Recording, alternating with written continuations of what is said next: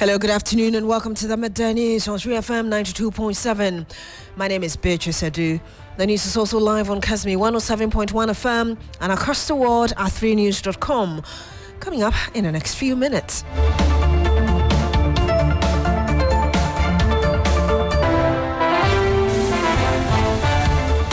As Ghanaians mark International Labour Day, Organised Labour is calling on President John Mahama to outline a clear path to restructuring and adjusting workers' salaries amid rising cost of living.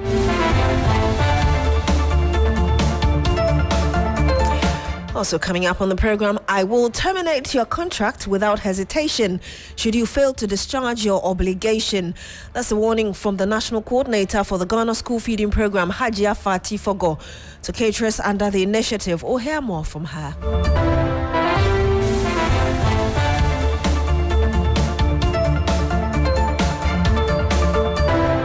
Also, storm brewing in Parliament amid a fight between Dr. Dominic Ayine, Attorney General, and A+.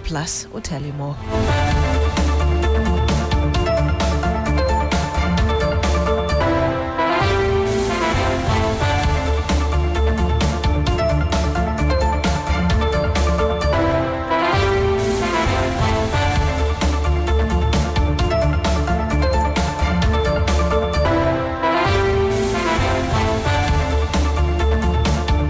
Very much for joining us this afternoon. Now, a storm is brewing in Parliament and its implications could have consequences for the composition of the NDC majority.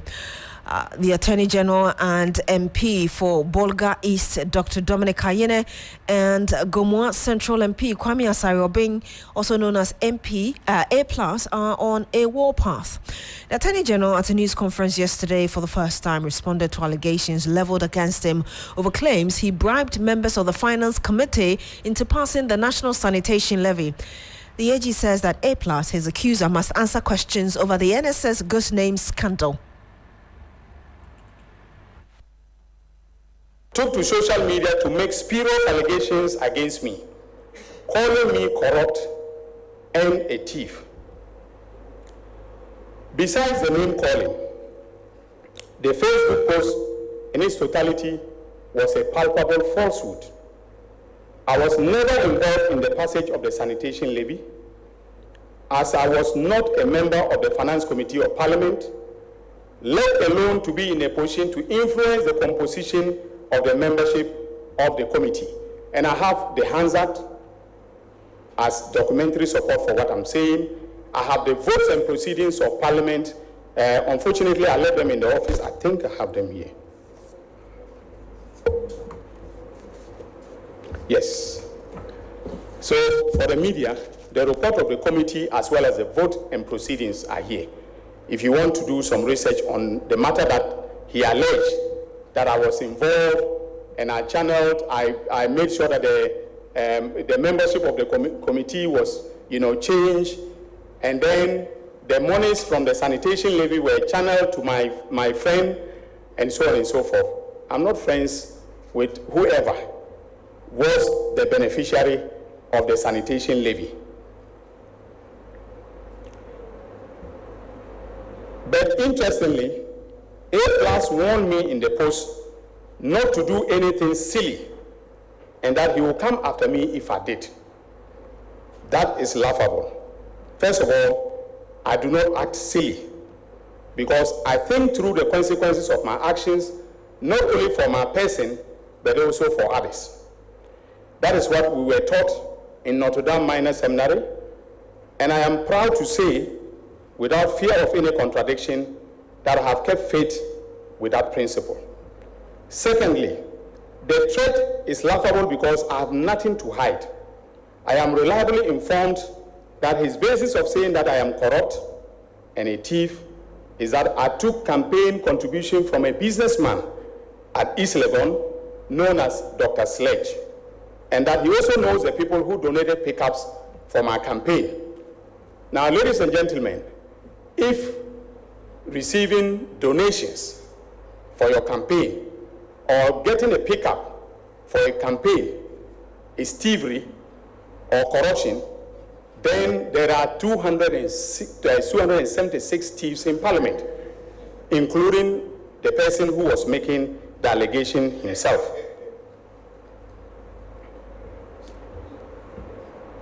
So, ladies and gentlemen, if A+ has any evidence of corruption or thievery against me, I am challenging him today to call a press conference and present the evidence or present it to the police to investigate me.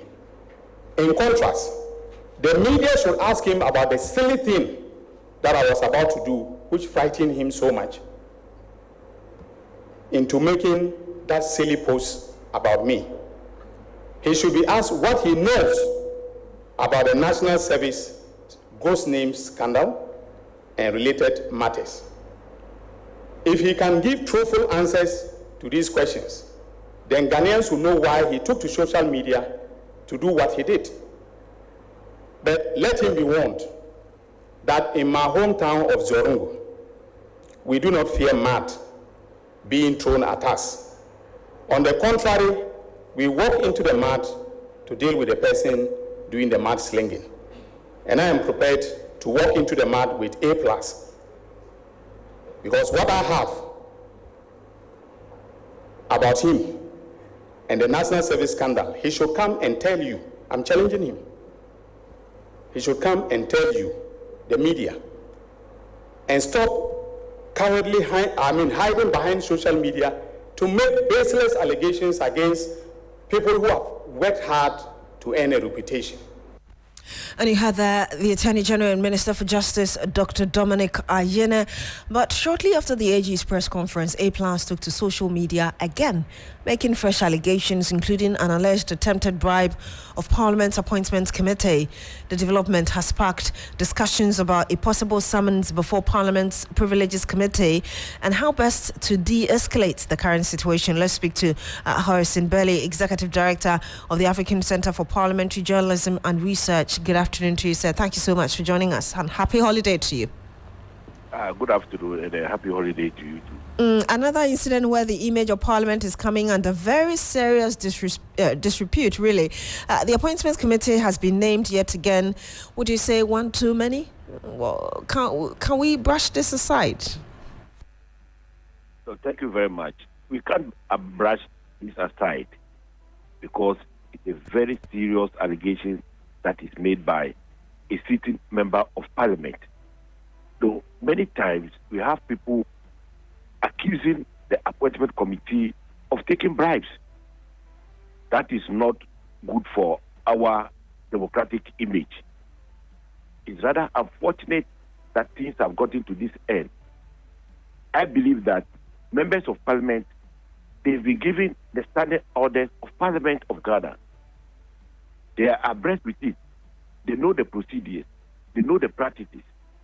And they are expected to operate within that confine, not to go outside what the standing orders prescribe for them. So, to see these two members of Parliament engage in this type of actions is unfortunate, and it doesn't augur well for our democratic development. This is not the first time we are hearing of an allegation against members of Parliament, and for that matter, committees. I'm sure you remember the claim made by a member of the NPP then, which was the majority in Parliament, that a businessman had come to bribe them, as in the MPs who rose against the finance minister at the time, and yet we never got to know who that business person was. This time around, with this allegation coming up again, how would you expect, indeed, the Privileges Committee and the entire House to deal with it? I expect the Speaker to take this issue seriously and conduct a comprehensive investigation into it, because it is having a dent on the image of Parliament, and especially the Appointment Committee, and it goes a long way to affect the quality of what we bring out if it turns out to be true. So these are very serious allegations, and to be coming from a sitting member of Parliament, I believe that the Speaker, and for that matter, Parliament, must take this seriously and look into it. I know you've expressed your displeasure over this confrontation, as it were, or insult between these two MPs, but really, where do you stand on it? Fellow MPs generally just throwing insults at each other in the open space, beyond what you said? It's unparliamentary. And that is the more reason why the speaker needs to intervene, because it is getting dirty. I monitor the social media, and it's not the best. You open the doors for anybody to throw insults at you. And it's not a bed. You are a member of parliament. You are supposed to be an honorable member. So that means you are expected to exhibit certain standards and ethics, and not this way. So I believe this time around, Parliament should look into this with all seriousness and then get a conclusion to this action. Thank you so much. We'll end it here. Dr. Harrison Belly, Executive Director of the African Center for Parliamentary Journalism and Research. Some 11 minutes past the hour of 12. When we come back, we'll tell you more about what the National Coordinator of the Ghana National School Feeding Program is saying to caterers. Don't go away. Ghana. It's a new year and Bills Microcredit is here to support your dreams. If you're not working but want to start a business, don't let money stop you. With just your Ghana card, you can get a loan to turn your ideas into reality. Already running a business? Need more capital? Or are you a salary worker looking for extra funds? Bills offers fast and easy loans with no collateral, no deposit, and no SUSI savings required. Wherever you are, whatever you need, Bills makes it happen. Call Bills Microcredit today. Call 0596 920 833 or 0302 200 390 and get started. Bills is licensed and regulated by the Bank of Ghana. Bills, financing your needs. Terms and conditions apply.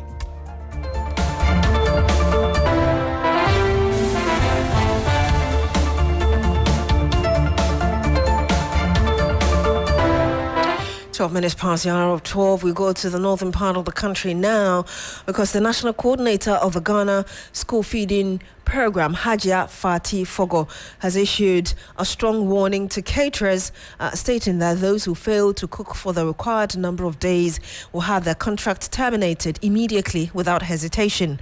Speaking during an engagement with zonal and regional coordinators from the 5 regions of the north and the Otis zones in Tamale, Hajia Fogo emphasized that the program will not tolerate lazy caterers who prioritize profit over the well-being of school children.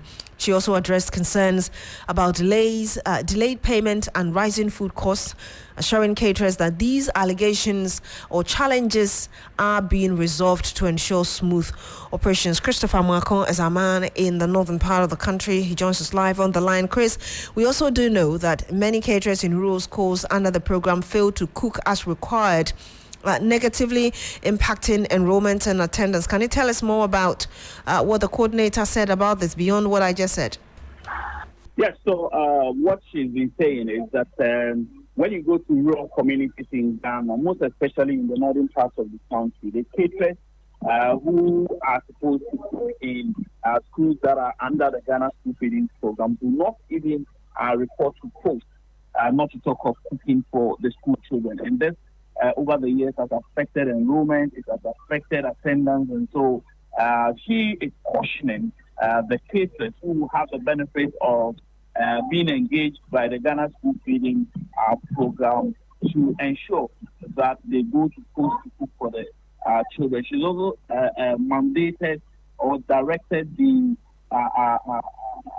zonal coordinators who will serve as liaison officers to the program to ensure that they monitor strictly such persons who do not cook and report them to the National Secretariat for action to be taken against them.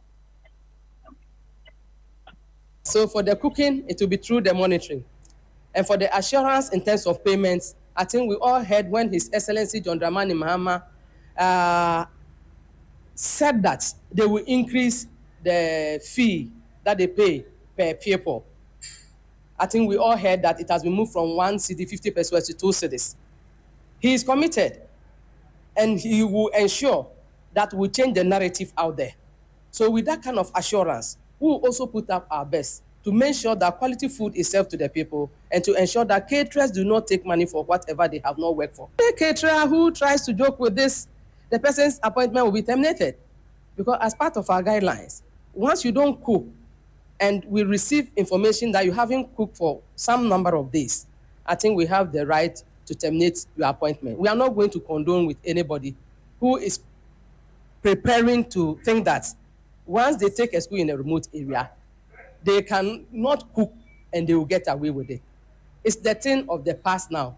This time round, I think we want to reset Ghana School Feeding Program, and I believe with the able support of the staff of Ghana School Feeding Program, we'll get there. We want to reset the school feeding program, she says. Christopher Mwako is still on the line with us. Chris, beyond increasing the amount of money given to caterers per head in terms of the numbers of pupils they cook for, what assurances does she also give regarding delayed payments to caterers and the rising cost of food items? Yes, so she agreed or accepted the fact that over the years, there has been some delay in payment of arrears to the school feeding caterers. She also admits that the issues of high cost of food is affecting the caterers, and that is why government has to increase the amount from 1 cedi 50 pesos to 2 cedi. So she's optimistic that with the adjustment from 1 cedi 50 pesos to 2 cedi, it will make some room for the caterers to be able to, as it were, provide nutritious food to these people. Thank you very much, Christopher Mwako. He's our Northern Region correspondent. Now, Organised Labour is calling on President John Mahama to outline a clear plan to restructure and adjust workers' salaries. Labour leaders say the current wage levels have been significantly eroded by persistent inflation, and they are urging the President to make a strong and decisive statement on bridging the salary gap. Speaking to our Labour Affairs correspondent as part of this year's Midday celebrations, the leadership of Organised Labour emphasised the urgent need for action. Joshua Ansa is the Secretary General of the Trade Union Congress. Today is a day that we are resonating with what meant by Midday. Our forefathers fought with their blood for us. Today we are enjoying so many things which we need to actually make sure we don't abuse it. We ensure that we continue with the right things that is in our labor agreement, that is in whatever has been argued for us. My brother, today is a day for all workers in this very country. Right. And for me and my executive committee in particular, we think that this is the day the Lord has made and we shall rejoice in it. Right. I want to ask all workers in Ghana to rise up to the occasion, to the resetting agenda of this government and the resetting of our pay and conditions of service. Today is the day that we think that it's just the beginning and greater things are ahead to come.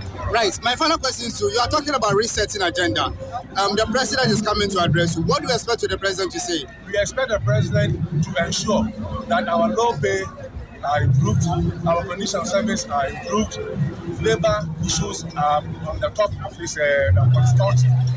Also, I think that the president must address the issue of galamsey.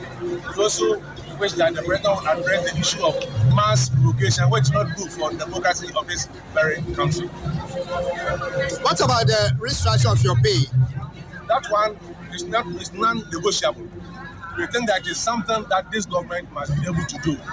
The base pay must be reviewed, the strongest man must be reviewed. We are praying that during this 4-year term, we think that the pay in this country should be harmonized from he himself, the president, to the last Libra on this earth.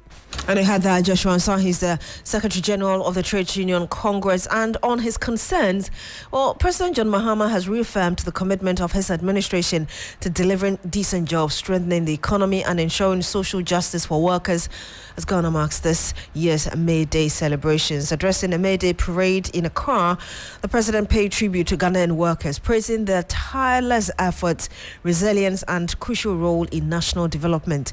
He also acknowledged the current economic challenges confronting the nation, pledging that his government is taking steps to reset the economy. This year's May Day celebration is on the theme striving for peace and sustainability to drive industrialization, trade and decent work for social justice. The Ministry of Labor, your ministry, may not have gotten all the resources it requested to carry out its mandate this year. But I can assure you that it affects every ministry, and it is only a temporary measure to reset our economic fortunes. Next year, things will be much better.